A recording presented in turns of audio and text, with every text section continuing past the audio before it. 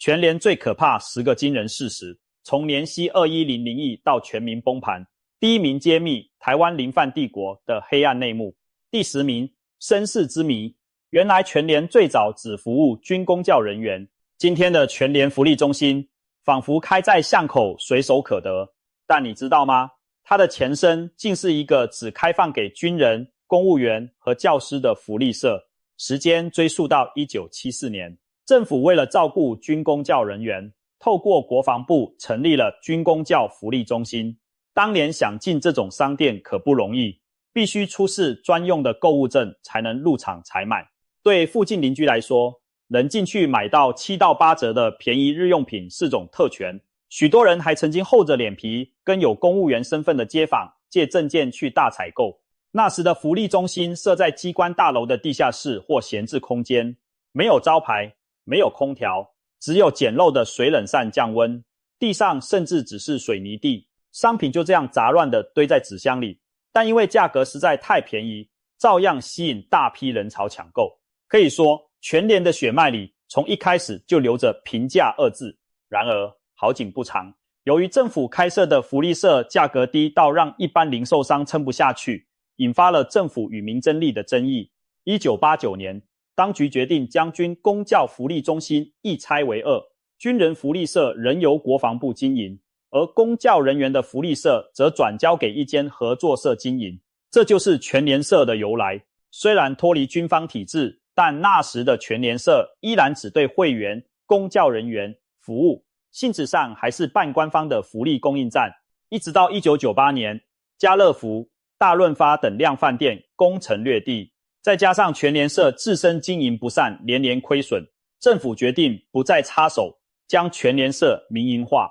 同年10月，建筑商出身的林敏雄先生接手了当时仅存的66家福利门市，成立全联实业股份有限公司，也就是我们熟悉的全联福利中心。有趣的是，即使改制成民营超市，林敏雄仍保留了福利中心这4个字和英文缩写 PXPX， 其实源自美军基地的营区福利社 Post Exchange， 可见他有意传承平价铜板价的传统。在广告上，全联也刻意强调实在真便宜的口号，表明自己虽然换了主人，依然会站在消费者这一边，提供最平实划算的商品价格。第9名，涅槃重生，66家亏损小店如何逆袭称王。林敏雄接手时，全联只有区60几家小店，又老又旧，每间店都在亏钱。面对这副烂摊子，他却发现了一个无价的宝藏，便宜。于是林敏雄立下一条铁则，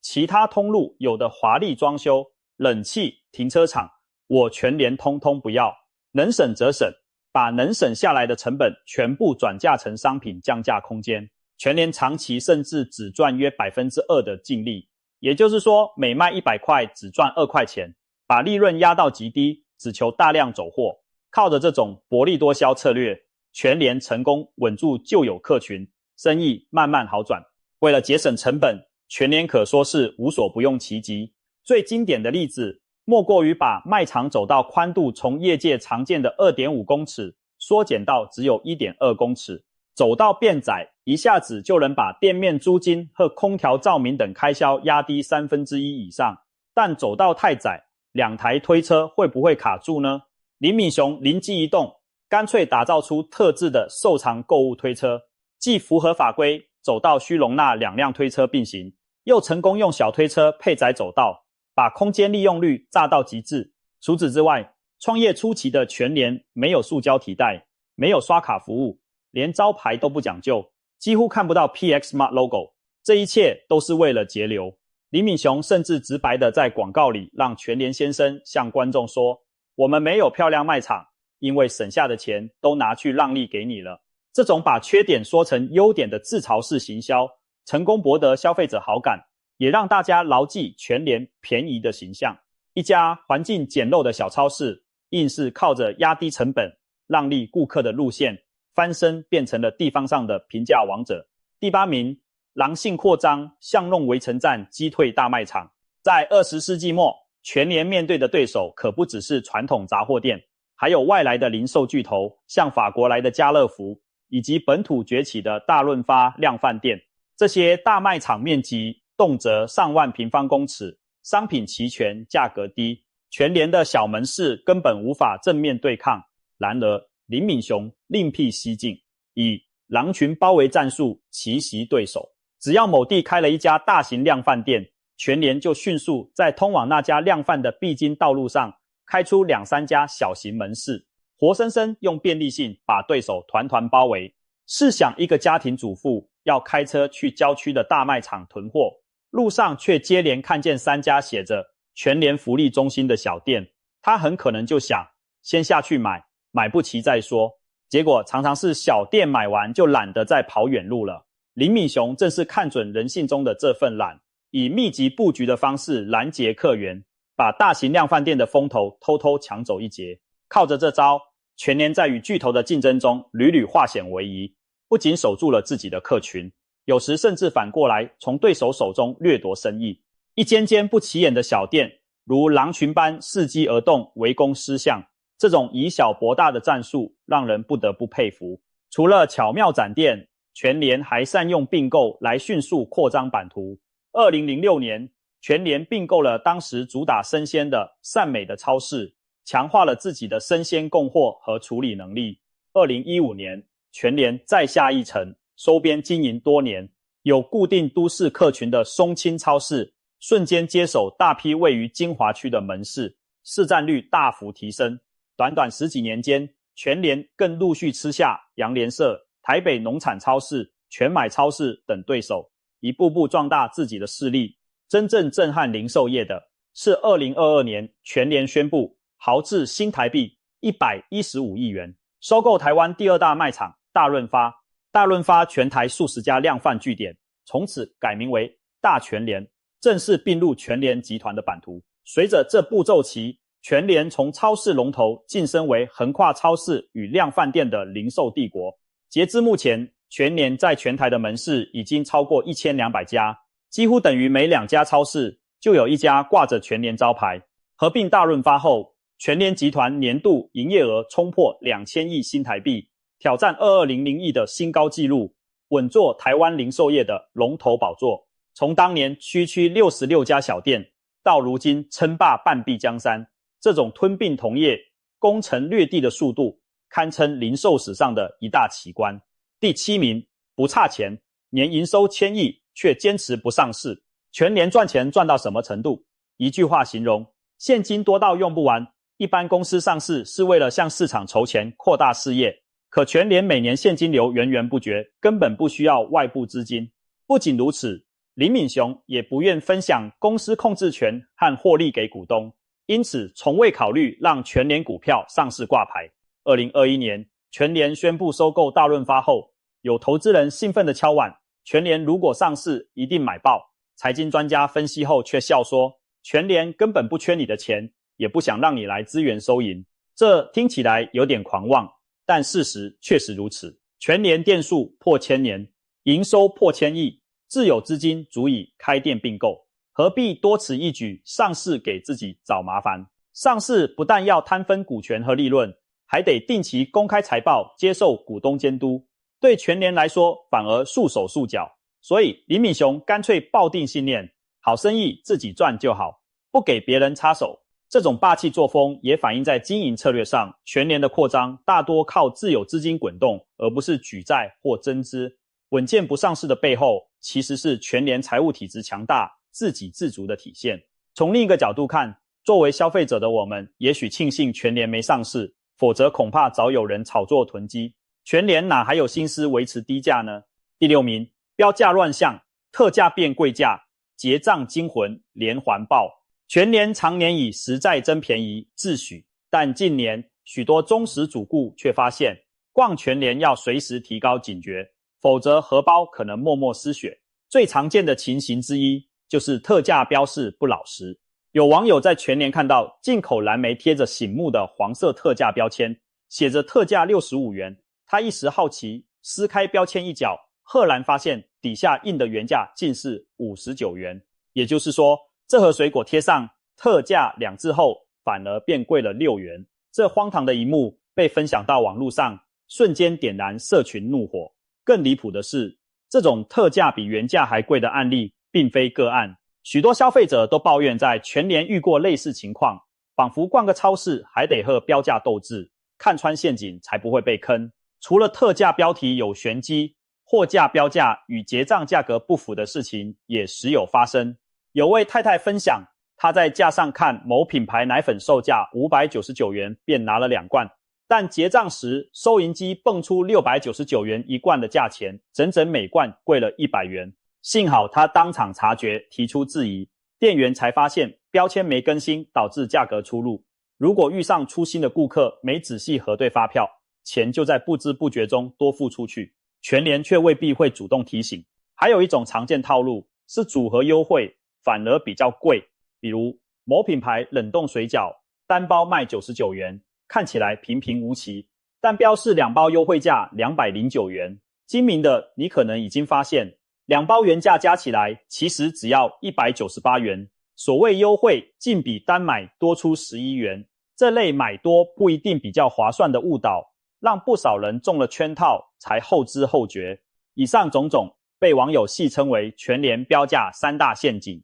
更让人背脊发凉的是，这并非少数门市的个别乱象，而是全联系统性的大问题。有专门踢爆乱象的 YouTuber 大费周章，跑遍全台北中南36家全联门市测试，结果发现每3家店就有1家发生标价错误或结账金额不符的情况，几率高达 33.3%。 就连行政院消保处的官方调查都指出，抽查的全联门市中有超过2/3存在标价不实问题。也就是说，全联价格标示出错已经不是个案，而是一种普遍又严重的系统性问题。对消费者来说，在全联买东西，从拿货架到刷条码，每一关都可能出状况。如果你没有留意，小心那些原本该省的血汗钱，全联1分也没让利给你，反而默默多收走了。第5名，信任崩盘，从全民热爱到全民抵制。当平价超市变成了陷阱超市，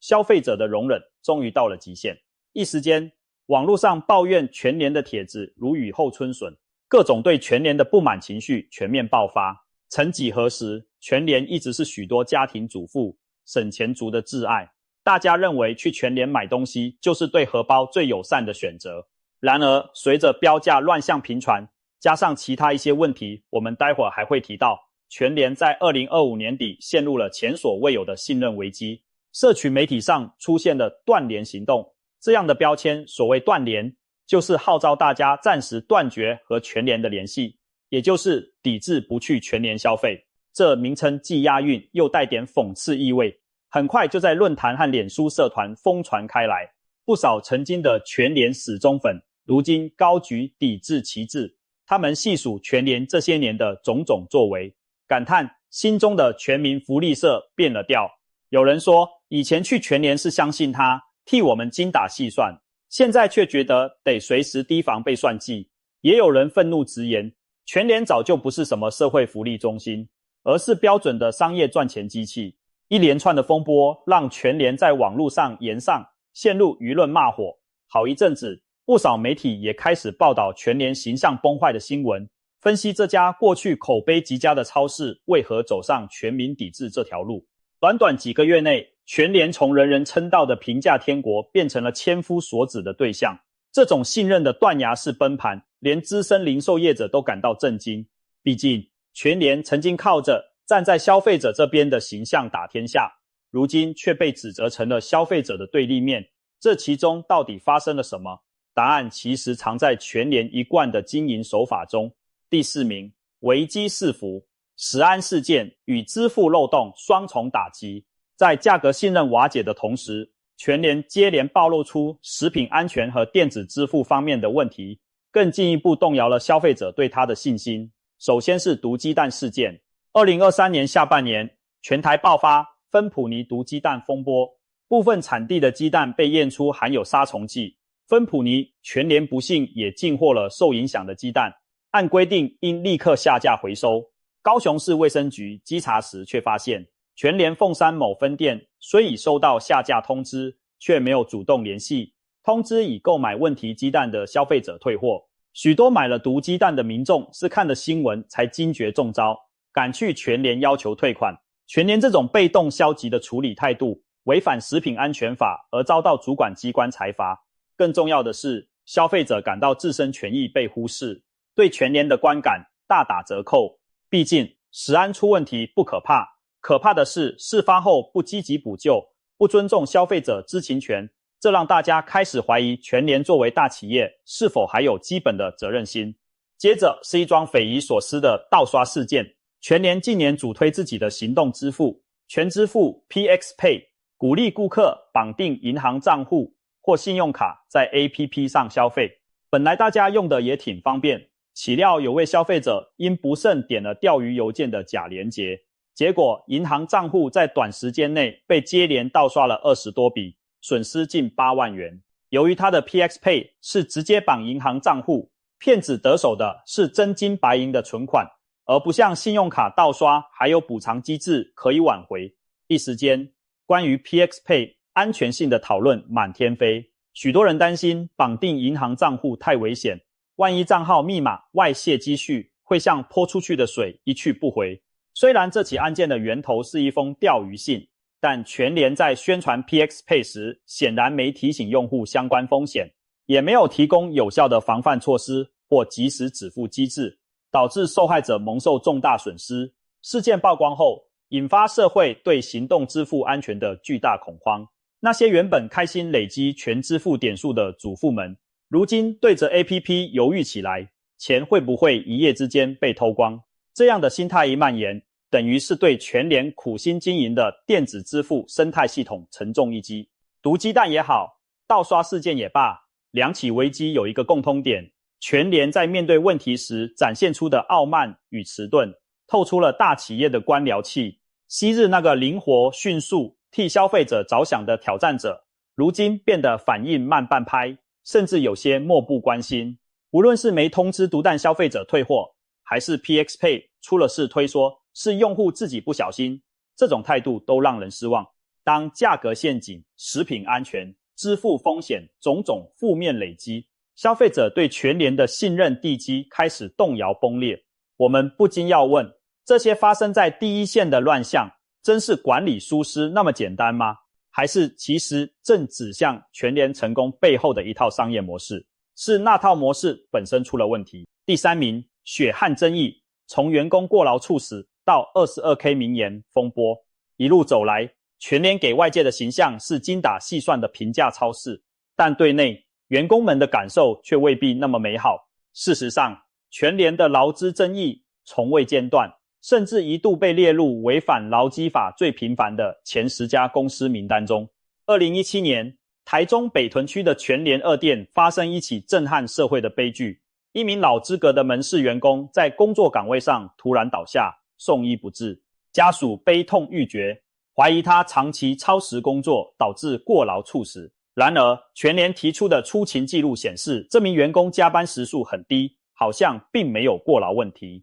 这让人质疑，真的是家属误会了吗？深入调查后，台中市劳工局发现，该店在记录员工出勤时没有详细记录到分钟，也就是说，可能存在动手脚、美化班表的嫌疑，已经违反劳动基准法。这结果间接印证了家属的怀疑，表面数据好看，不代表员工真的没有超时工作，只是记录被修饰过而已。更令舆论哗然的是，事后全联不但没有低调善后，反而对协助家属争取权益的公益律师提出妨害名誉告诉。一家市值上千亿的企业，居然对逝者家属请来的义务律师下重手，这举动被外界视为打压与恫吓，也让许多劳工权益倡议者心寒。无独有偶，就在同一年，全联高层还爆出惊人失言风波。时任全联总裁有流通教父之称的徐崇仁，在一场公开活动中提到年轻员工时说了一句话，你薪水 22K 做 50K 的工作是物超所值，意思是领 22K 月薪却做到值5万的成果，对公司来说真是超值。这番话一出，仿佛往年轻世代的伤口上撒盐，瞬间引爆怒火。要知道，徐崇仁当年刚工作时，9000元月薪是基本工资的几倍，靠努力存款10年就能在台北市区买房，可在2017年，3万月薪的年轻人不吃不喝存40年都未必买得起房。徐崇仁用自己的旧时代经验来勉励年轻人，听在许多人耳里，简直就是在鼓吹压榨劳工，多做不用给钱。最后徐崇仁不得不出面澄清道歉，但 22K 物超所值已成为经典的负面引语，被当成企业高层不知民间疾苦的证明。在劳工过劳猝死事件和 22K 风波的双重刺激下，全联的企业形象蒙上一层阴影。节省成本可以理解，但是否压缩到剥削员工的地步，这也让人开始反思，全联赖以成功的超低成本经营背后的代价是不是由基层员工默默承受了。第二名，低价秘技，供应商埋单的寄售制与最惠条款，揭开全联低价王国的面纱。有一项关键秘密不得不提全联对供应商采取的独特合作模式。一般超市进货是批发商报多少钱，超市先付钱进一批货，再卖给顾客，卖不完的库存损失由超市自己扛。而全联走的却是完全不同的路子，寄售制。所谓寄售，就是供应商先把商品放在全联卖场代售，全联等商品卖出后才跟供应商结算货款。如果商品滞销卖不掉，很简单，供应商自己拉回去，全联没有库存风险。这等于把备货压力和滞销损失全部转嫁给了供应商，自己做到零库存。更妙的是，因为不是现购现结，全联等于还掌握了一笔巨大的延迟付款现金流，货先来，钱晚给，甚至边卖边结算。对全联来说，现金就是源源不断，进来却不用马上付出，现金流相当充裕。可以说，全联靠寄售制玩出了一套别人出本，全联出个地点卖货的轻资产模式，难怪扩张飞快。供应商表面看能上架全联是好事，但也因此被迫承担极大风险。东西卖不好要回收，效期内没卖完也得自己认赔。全联稳稳坐收，扣点利润，进可攻，退可守，实在是高明的策略。更胜一筹的是，全联对供应商还有一项最惠客户政策。简单说，全联要求厂商给自己的出货价必须是全市场最低。乍听之下，这保障了我们消费者在全联买到最便宜的东西，表面上皆大欢喜。然而，当全联的市占率越来越高，成为绝对龙头后，这条规定的本质就变味了，因为它扼杀了市场上的价格竞争。试想，一家小型超市规模小，进货不多，议价能力本就不如全联。如果供应商想给小超市更优惠价格，全联立刻翻脸，你敢卖给别人更便宜，就别想在我这上架。供应商夹在巨无霸和小咖中间，当然不敢得罪大客户，只好处处迁就全联价格。如此一来，小型通路根本无法再透过更低价来吸引顾客，长久下去只能关门大吉。我们消费者短期虽然在全联买到低价品，但当其他竞争者被排挤出场，市场只剩一两家巨头时，我们其实也失去了选择权。到那个时候，巨头要涨价就涨价，完全掌握定价大权，最后倒霉的还是全民。也难怪公平交易委员会注意到了全联这种疑似滥用市场优势地位的行为，并在2024年对全联开出了2000万元的罚单。这可是台湾公平会祭出的罕见重罚，等于正式认定全联的最惠客户条款有垄断之嫌。虽然2000万对年营收2000亿的全联只是九牛一毛，但声誉上的打击不容小觑。平价超市的背后原来藏着这样精明甚至冷酷的商业算计，这让不少人大呼意外。第一名，帝国之饮，当福利社变成零售巨兽。回顾以上种种，全联从一个平民福利社崛起为零售帝国的过程中，每一步都充满戏剧性。然而，最令人不寒而栗的黑暗内幕在于，全联昔日成功的秘方正在将它变成一头令人生畏的巨兽。当年全联凭借低价策略赢得民心，大家真心把它当作站在消费者这边的好邻居。林敏雄也以挑战者自居，强调不是第一名不考虑，一路冲刺成就霸业。